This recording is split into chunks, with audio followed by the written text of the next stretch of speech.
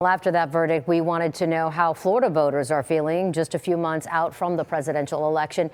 This especially considering more than 3 million voters in our state are registered with no party affiliation. Tonight, ABC Action News reporter Lydia Vasquez getting a feel of where voters in Tampa really do stand and what could sway your vote.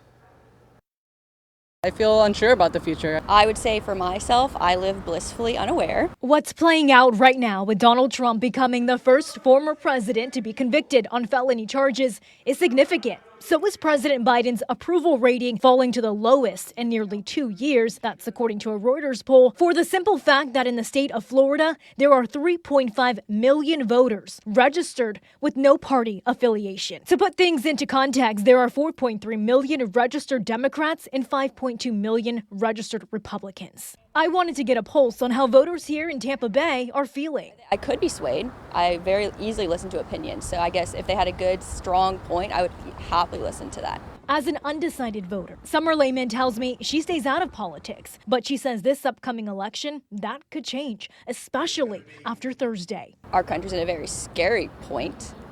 So the fact that that's who we'd be willing to put in office, again, is a little bit scary. And it could be another reason why I wouldn't vote.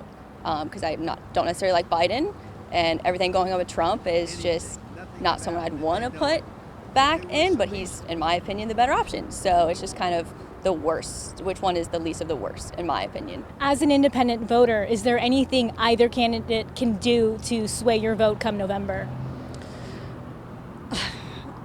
I don't know about swaying my vote this close to the elections, but truthfully, I think that we need to remember that there are always people at the heart of these changes, right? So the government exists to serve the people, and so that's really what I'm looking for in a candidate. How are they treating the people? Are they pushing their best interests or the best interests of all of us as a whole? As for Trump being convicted on 34 felony charges, some voters say they're not two-faced. Do you think that decision made yesterday is going to sway voters who maybe in the middle or like yourself who aren't the biggest fan of him? How do you think people are reacting? His donations website has already crashed as of yesterday.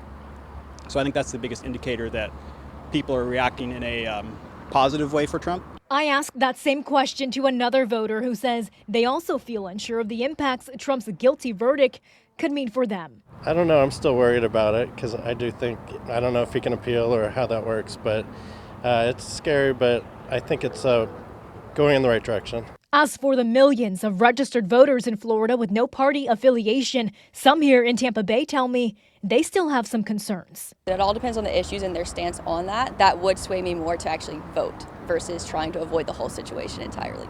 I think that just because the system is broken doesn't mean we can say, hey, I don't want to participate. I think we have to be part of the change and the improvement. In Tampa, Lydia Vasquez, ABC Action News.